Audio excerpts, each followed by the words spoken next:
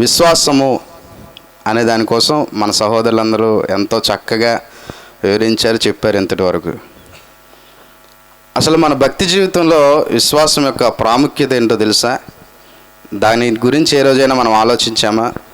ఆ విశ్వాసం మనల్ని ఎక్కడికి చేరుస్తుంది? అది మనం ఆలోచించినట్లయితే దేవుని యొక్క వాక్యం చెప్తుంది, ఆ విశ్వాసం అంట అదృశ్యమైనటువంటి వాటిని దృశ్య రూపంలోనికి మనకి తెలియజేస్తుంది. హల్లెలూయా, హల్లెలూయా. ప్రతి ఒక్క విశ్వాస జీవితంలో కూడా, విశ్వాసుల యొక్క జీవితంలో కూడా మనందరం దేనికి దేవుణ్ణి వెంబడిస్తున్నామో తెలుసా? అదృశ్యమైనటువంటి దేవుని రాజ్యంలోనికి, ఆ మన మధ్యలో ఉన్నటువంటి రాజ్యం కూడా దృశ్య రూపంలో మనం అందరం చూడాలంటే విశ్వాసంలో మనం బలవంతులుగా మార్చబడాలి. విశ్వాసం అనేదానికి నమ్మకము కూడా ఎంతో ప్రాముఖ్యమైందండి. ఆ నమ్మకము ద్వారా మన పితరులైనటువంటి వారు అనేకులు దేవుని రాజ్యాన్ని చూడగలిగారు, అనుభవించగలిగారు ఈ భూమి మీద ఉంటుండగానే. హల్లెలూయా. దేవుని వాక్యం సెలవిస్తుంది కదా, హెబ్రీయులు రాసినటువంటి పత్రిక 11వ అధ్యాయము 1వ వచనం చూసినట్లయితే అక్కడ ఒక మంచి మాట ఉందండి. విశ్వాసమనున్నది నిరీక్షింపబడు వాటి యొక్క నిజస్వరూపము. హల్లెలూయా. మన నిరీక్షణ ఏమైంది? విశ్వాసుల యొక్క నిరీక్షణ ఏంటండి? చెప్పాలి మీరే. మన విశ్వాసమే కదా, అవిశ్వాసంలో మా కూడి వచ్చిన మనందరం విశ్వాసం కాబట్టి ఇంత రాత్రికాల సమయమైనా ఇలా కూర్చొని దేవుని వాక్యాన్ని వినాలన్నట్టు మనసు కలిగింది మనకి. హల్లెలూయా. అయితే మన యొక్క విశ్వాసం ద్వారానట ఏం చూడాలంట తెలుసా?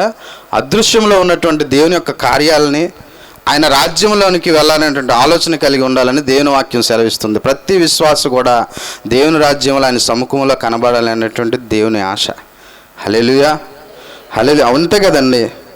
ఇంత విశ్వాసంలో మనం ఇంత బలంగా కఠినమైనటువంటి ఎన్నో ఎదుర్కొంటూ అనేక ఒడిదుడుకుల మధ్యలో మనల్ని ఆయన తన రెక్కల పైన పక్షి వలె మోస్తూ, ఆయన చేతుల హస్తపు నీళ్ళలో నిన్ను నన్ను నడిపిస్తూ ఉన్నాడంటే మన విశ్వాసం అంతో ఎంతో, మన విశ్వాసం ద్వారా ఆయన మనం గనపరుస్తున్నాము. ఆయన ఉన్నాడని మనం ఎరిగాము కనుకే ఈ స్థితిలో మనం ఉన్నాం. హల్లెలూయా. ప్రతి ఒక్క విశ్వాస జీవితంలో కూడా ఆయన కోరుకునేది ఏంటో తెలుసా? ఆయన రాజ్యంలో ఆయన ఎదుట నిలబడాలని, ఆయన రాజ్యంలో మనం అందరం పాలుపంపులు పొందాలని. ఎవరు తప్పిపోవడం, నశించిపోవడం దేవునికి ఇష్టమైనది కాదు. అబ్రహామును చూసుకున్నట్లయితే, అబ్రహాముని పిలిచినప్పుడు, అబ్రహాము ఎవరో తెలుసా? ఒక విగ్రహారాధికుడు, విగ్రహాలను తయారు చేసుకుని అమ్ముకున్న కుటుంబంలో నుంచి వచ్చినవాడు. అయితే నేను ఈ వాక్యాన్ని చదువుతున్నప్పుడు ఒక ఆలోచన వచ్చింది. అయితే అబ్రహామునే ఎందుకు దేవుడు పిలిచాడు? అబ్రహామునే ఎందుకు దేవుడు అలా పిలిచి అలా అంతలా విస్తరింపజేస్తానని వాగ్దానం చేశాడు అని ఆలోచిస్తుంటే ఒక ఆలోచన తట్టింది. మరి అది ఎంతవరకు దేవుడు దాన్ని అలాగా గుర్తు చేశాడో తెలియదు, కానీ అబ్రహాము హృదయంలో ఒక ఆలోచన పుట్టి ఉండొచ్చు. నేను ఆలోచించింది అది దేవుడు నాకు తెలియజేసింది. నా చేతుల ద్వారా ఇన్ని విగ్రహాలను చేస్తున్నాను కదా, మనుషులు చేసిన దీనికే ఇంత విలువిస్తుంటే మనల్ని చేసిన దేవుడు ఎంత గొప్పవాడని ఆలోచించాడు అబ్రహాం. హల్లెలూయా, హల్లెలూయా. ఆలోచన రాగానే అబ్రహాముని దేవుడు స్వరం పెట్టి పిలిచాడు. ఏమని పిలిచాడు కదా? నీ ఇంటి నుండి, నీ బంధువుల మధ్యలో నుంచి, నీ తల్లిదండ్రుల ఇంటి నుంచి బయలుదేరి నేను చూపించబోవు ఆ దేశంలోనికి నీవు ప్రయాణించమన్నాడు. అప్పటి వరకు అబ్రహాముకి తెలియదండి ఎక్కడికి వెళ్ళాలో. దేవుడు పిలిచినప్పుడు అబ్రహాముకి త్రోవేంటో తెలియదు, గమ్యం తెలియదు, ఎక్కడ ప్రయాణం అవ్వాలో తెలియదు. పిలిచాడు, ప్రయాణం అవ్వాలి. అది అబ్రహాం యొక్క విశ్వాసం. అంతే కదండి. పిలిచాడు, బయలుదేరాలి. ఆ దూరం ఎంతో తెలియదు, ఏ కొండల మధ్యలో నుంచి, ఏ అడవుల మధ్యలో నుంచి నడిపిస్తాడో తెలియదు, కానీ పిలిచిన వాడు నమ్మదగిన వాడని అబ్రహాము గ్రహించాడు కనుక దేవుడు పిలవగానే బయలుదేరాడు. హల్లెలూయా. ఈ రోజున నా జీవితాల్లో దేవుని పిలుపుకి ఎంతమంది అనుకూలంగా ఉన్నా, నడిచేవారిగా, ముందుకి సాగేవారిగా, పిలిచిన దేవుడు నమ్మదగిన వాడని నమ్మకం ఉంచి ఎంతమంది ముందుకు ప్రయాణం చేస్తున్నాం.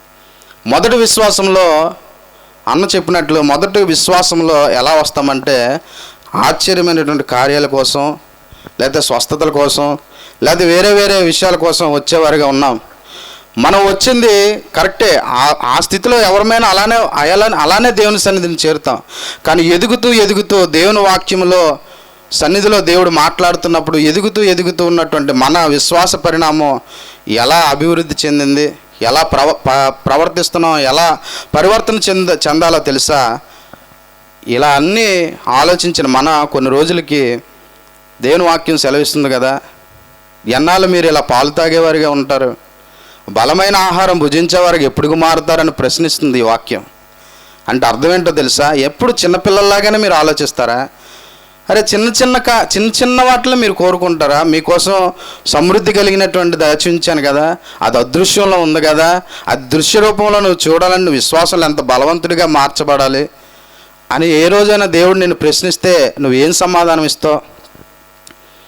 ప్రశ్నిస్తున్నాడు ఈ రాత్రికాల సమయంలో నిన్ను నన్ను కూడా. విశ్వాసంలో నీ పరిమాణం ఎలా ఉంది? నువ్వేం వింటున్నావు ప్రతిరోజు? దేవునితో నీ యొక్క సాన్నిహిత్యం ఎలా ఉంది? దేవునితో నువ్వు నడిచే నడక ఎలా ఉంది? అబ్రహాము చూడండి ఏం చూశాడో తెలుసా? చివరాఖరిగా దేవుని యొక్క ఆశ్చర్యమైనటువంటి కార్యాలను చూశాడు. కొన్ని ఒడిదుడుకులు వచ్చినప్పటికీ కూడా ఆయన ఆస్తిపరుడిగా మార్చడం చూశాడు. వచ్చిన దానికన్నా ఇంక ఎక్కువగా అయిపోవడం వల్ల ఏమైందో తెలుసా? వారికి మధ్యలో తగాదాలు కూడా స్టార్ట్ అయినాయి. పనివారికి మధ్యలో. మనందరికీ ఈ వాక్యాలు తెలిసినవే. మరి వాళ్ళు దేన్ని చూసి ముందుకి అంత బలంగా కొనసాగారు?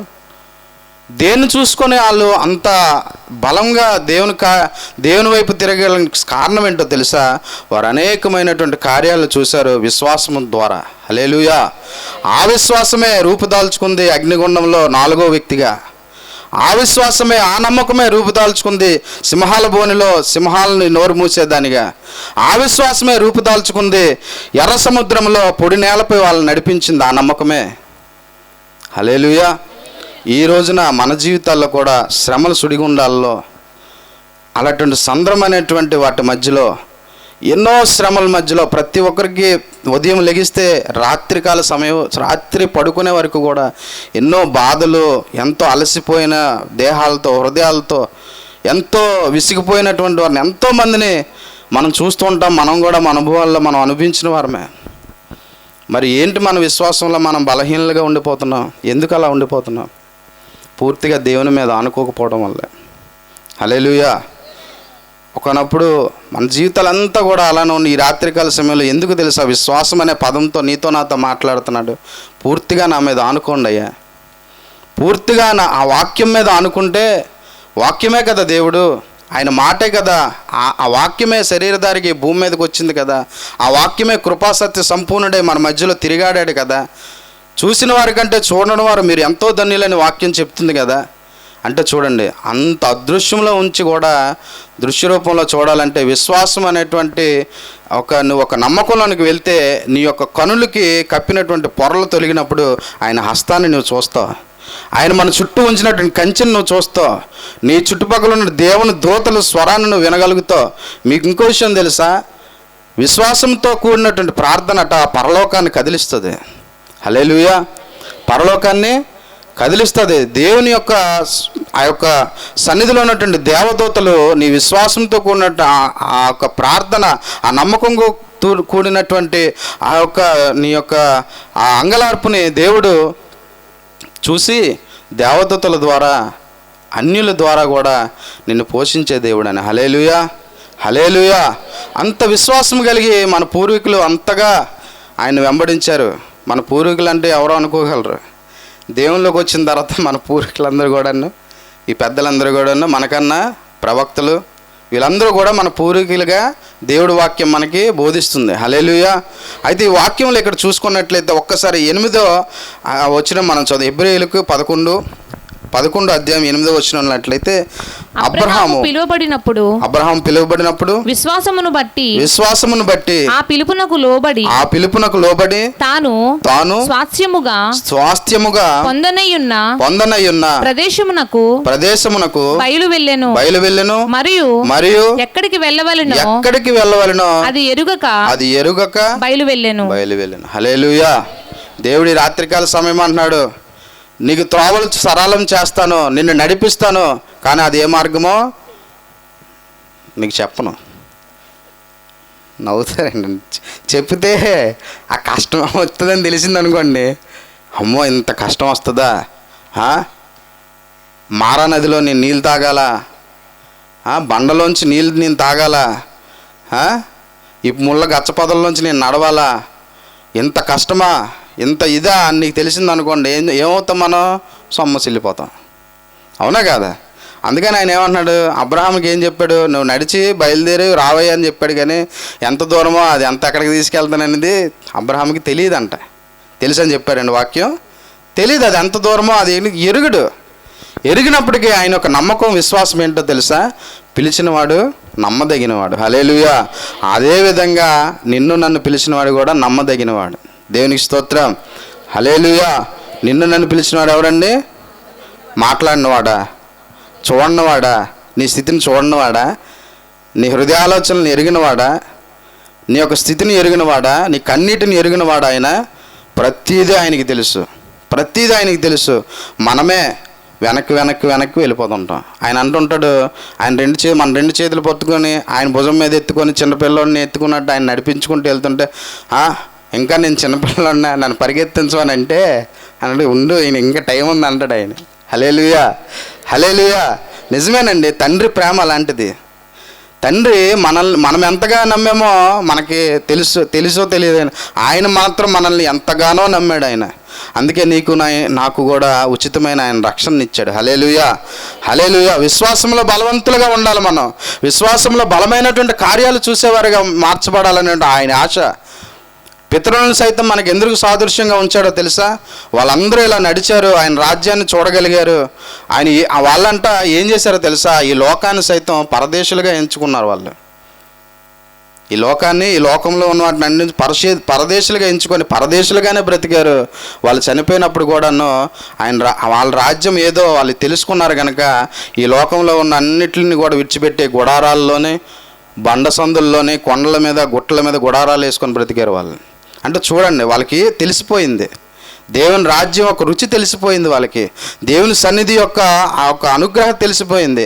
ఆయన ఎంత మహిమ స్వరూపుడో, ఆయన ఏ మహిమ కలిగిన వాడో, వాళ్ళ పట్ల ఎటువంటి కార్యాలు కలిగి చేసి వాళ్ళకి చూపించాడో వాళ్ళు తెలుసుకున్నారు కనుక అన్నిటినీ విడిచిపెట్టగలిగారు. అలాగని ఈరోజు మనల్ని అన్నీ విడిచిపెట్టమని దేవుడు అనట్లేదు, కానీ ఉన్న దాంట్లో దేవుణ్ణి నమ్మకంగా స్తుతించమని, ఆరాధించమని కోరుకునే దేవుడు ఆయన. హల్లెలూయా. ఒక బ్రదర్ అడిగాడు నన్ను, అది మరి చెప్పాలని నాకు అనిపించట్లేదు, కానీ ఏమడిగాడంటే, మీ సంఘంలో దశంభాగాలు తీసుకోరంట కదా అని అడిగాడు. ఎందుకు అలా అడుగుతున్నావు అని అడిగా. దాని గురించి ప్రస్తావించరు కూడా అన్నట్టు కదా.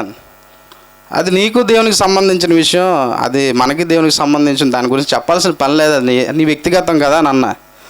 కానీ ఒక మాట అన్నా, దశమ అంటే ఏంటని అడిగా. అంటే దశమ అంటే 10వ వంతు కదా అన్నాడు. సరే అయితే నాకు అర్థమైంది ఏంటో చెప్తాను నీకని అని చెప్పి, నీకు 60 సంవత్సరాలు దేవుడు ఇచ్చాడు. ఎన్ని సంవత్సరాలు ఇచ్చాడండి? 60 సంవత్సరాలు, పోనీ 50 లేదా 25, కొంతమంది 20కే ఆయన సన్నిధికి వెళ్ళిపోతున్నారు. చెప్పలేము. అది ఉన్న దాంట్లో అందులో కూడా నువ్వు నమ్మకంగా బతుకుతావు చూసావా, రోజులో 10వ వంతు అది దేవునికి నువ్వు ఇచ్చింది అయితే. హల్లెలూయా. హల్లెలూయా. అది కూడా దశంభాగం, అది కూడా నువ్వు ఇచ్చిందే దేవునికి. అంత విలువైందే దేవుడు నీ దగ్గర నుంచి కోరుకుంటాడు. డబ్బు ధనం, ఆయన ఏం పేదోడు కాదన్నా అని చెప్పే సమాధానం అన్నకి ఏం మాట్లాడాలో అర్థం కాలేదు, నవ్వుకుంటూ వెళ్ళిపోయాడు. చూడండి, విశ్వాస పరిణామం ఉండి కొద్దీ అపవాది మన కన్నులకి గుడ్డితనాన్ని కలుగు చేయడం వల్ల వేరే ఆటల గురించి ఆలోచిస్తాం, కానీ అదృశ్యమయంలో ఉన్నటువంటి వాటిని దృశ్యరూపంగా చూసి దాన్ని తడవాలని, దానికి రుచిని అనుభవించాలనే ఆలోచన మనకి ఉండదు. ఒకరినొకరు క్వశ్చన్ చేసుకోవడం, ఒకరినొకరు హేళన చేసుకోవడం, మనమే, బయట వాళ్ళు ఎవరో కాదు. అది ఎంతవరకు సమన్వయం నాకు అర్థం కాలేదు, కానీ దేవుని వాక్యం చెప్తుంది కదా, విశ్వాసంలో మీరు ఎటు త్రుట్టిల్లిపోకుండా మిమ్మల్ని మీరు కాపాడుకుంటూ, మీ విశ్వాసాన్ని కాపాడుకుంటూ నిత్యము ఆయన రాజ్యం కోసం వెతికిలాడితే ఒకనొక రోజున మన కాలం గతించినప్పుడు ఆయన రాజ్యంలోనికి నీవు నేను నిలబెడతాం. హల్లెలూయా. అదే దేవుడు కోరుకుంది, అదే దేవునికి కావాల్సింది. వారందరూ కూడా అలానే ప్రయాణం చేశారు. వారికి మార్గాలు తెలియవు, వాళ్ళకి ఎటు నడిపిస్తాడో తెలియదు, వాళ్ళకి ఎలా ఇచ్చేస్తాడో తెలియదు, కానీ ఆయన చూసుకుంటూ ఆయన చూపించిన మార్గం గుండా నడిచి వెళ్ళిపోయారు. ఒక అబ్రహామే కాదండి, మోషే కూడా పగలు మేఘస్తంభం వల్లనట, రాత్రి అగ్నిస్తంభం వల్ల ఆయన ముందు నడిచాడు. హల్లెలూయా. ఎండిన నేలపై వాళ్ళని నడిపించాడు. అది విశ్వాసం, వాళ్ళ నమ్మకం. మోషే నమ్మాడు అంతలా దేవుణ్ణి. దేవుడు కూడా మోషేని అంతే విధంగా నమ్మాడు. నమ్మాడు కాబట్టే కదా ఎన్నో ఆశ్చర్యమైనటువంటి కార్యాలు మోషే ద్వారా చేశాడు. ఈరోజు నీవు నేను కూడా అంత ఆశ్చర్య కార్యాలు చేసేవారుగా, దేవుని యొక్క పత్రికలుగా అనేకమైన వారిని ఇరుకులు ఇబ్బంది ఎంతోమంది మన ముందు కళ్ళ ముందు సహోదరులు సహోదరులు ఎంతో వ్యాధులతోనే బాధలతోనే మనసు నెమ్మది లేకుండా వారిని ఎంతోమంది నీ కళ్ళ ముందుకు నా కళ్ళ ముందుకు తీసుకొస్తున్నప్పుడు మన విశ్వాసంలో బలవంతులమైతే వారిలో కూడా విశ్వాసాన్ని కలుగజేసేవారు. మనమే విశ్వాసంలో బలహీనలం అయ్యామనుకోండి, మనమే ఏమందులు అన్నాం అనుకోండి, వాళ్ళని నువ్వు ఎలా దేవుని సన్నిధికి నడిపించగలవు? ప్రతి ఆత్మని నడిపించమన్నాడు కదా దేవుని సన్నిధి, ప్రతి ఆత్మని దేవుని చేతికి అప్పగించమన్నాడు కదా. మరి నా యొక్క భారము నీ యొక్క భారం ఏమై ఉంది? మన విశ్వాస పరిణామం ఏమై ఉంది? ఇంకా చిన్నపిల్లల వారిగా పాలు తాగేవారిగా ఉండిపోయామా? ఇంకా కఠినమైనటువంటి ఆహారం తినే హరించుకునేవారుగా లేకపోయామా? దేవుని ఎంతగా రోజు దుఃఖపరుస్తున్నామో తెలుసా? ఆయన మాట వెనక మనం ఇలా ఉండిపోయాం. ఆయన మాట వినేవారిగా అయితే నీకు ప్రతిదీ కూడా దేవుడు దర్శనం ద్వారా చూపిస్తాడు, కళ్ళకు కట్టినట్టు నీతో మాట్లాడతాడు. హల్లెలూయా. హృదయం ఆయన వైపు తిరగాలి, విశ్వాసంలో బలవంతులుగా మారాలి. విశ్వాసంలో బలహీనలుగా ఉండడం దేవునికి ఏమాత్రం ఇష్టమైనటువంటిది కాదు. అందుకే అబ్రహాముని అనేక మందిని మన ముందు ఉంచాడు. ఎందుకో తెలుసా? వారి అందరి యొక్క జీవితాలు కూడాను ఇలా మలచబడ్డాయ్యా, ఇలా తీర్చిదిద్దబడ్డాయి, ఇలా నడిపించాను వారిని అని చెప్పి నిన్ను నన్ను అటు విధంగా బలపరచడానికి, ఆయన రాజ్యంలో నిన్ను నన్ను చేర్చుకోవడానికి. హల్లెలూయా. చివరాఖరిగా 40వ వచనంలో ఏముందో తెలుసా? చివరాఖరికి ఒకసారి చూడండి. అదే హెబ్రీయులకు రాసిన పత్రిక 11వ అధ్యాయం చివరాఖరి ఒకసారి చూడండి. మనము లేకుండా సంపూర్ణులు కాకుండా నిమిత్తము దేవుడు మన కొరకు మరి శ్రేష్టమైన దానిని ముందుగా సిద్ధపరిచెను గనుక వీరు వాగ్దాన ఫలం అనుభవించలేదు. చూడండి, అర్థమైందా మీకు ఈ వాక్యం? వాళ్ళు ఇంకా వాగ్దాన ఫలం అనుభవించలేదు. ఎందుకో తెలుసా? మనం అందరం కలిసి ఆ వాగ్దాన ఫలాన్ని అనుభవించాలని ఇంకా వాళ్ళు అక్కడ ఉన్నారు. హల్లెలూయా. వాక్యం చెప్తుంది కదా, ఇంకా వారట వాగ్దాన ఫలాన్ని. ఎందుకో తెలుసా?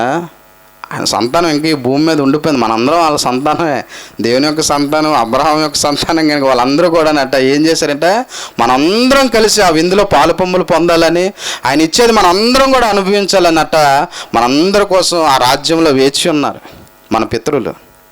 చూడండి, అప్పటికి వాళ్ళకు నిరీక్షణ చూడండి. దేవుడు వాళ్ళని ఎంతవరకు ఆపాడో చూడండి. మనందరం ప్రతి ఒక్కరూ ఆయన పేరు పెట్టబడిన ప్రతి ఒక్కరు కూడాను ఆ రాజ్యంలోని వారితో పాటు పాలుపొమ్ములు పొందాలని వారందరూ కూడా మన కోసం వేచి ఉన్నారు. అది వాళ్ళ యొక్క విశ్వాసం, అది వాళ్ళ యొక్క నమ్మకం. మన నమ్మకం కూడా ఇలానే ఉండాలి. మనందరి కోసం మరి వారు వేచి ఉన్నారు కదా, మనందరం మరి ఆయన రాజ్యంలో చేరొద్దా? ఆయన రాజ్యంలో వారందరితో పాటు మనం కూడా పాలు పంపులు పొందొద్దా? వాళ్ళతో పాటు మనం ఆ వాగ్దాన ఫలాన్ని అనుభవించాలంటే మనం ఈ భూమి మీద ఉంటుండగానే దేవుడు ఎవరో మనం ఎరిగిన వారం కనుక నమ్మకంగా విశ్వాసంతో ముందుకు సాగాలనేటువంటి దేవుని యొక్క ఆలోచన ఈ కొద్ది మాటలు మన వినికిడిలో దీవించును గాక. ఆమేన్.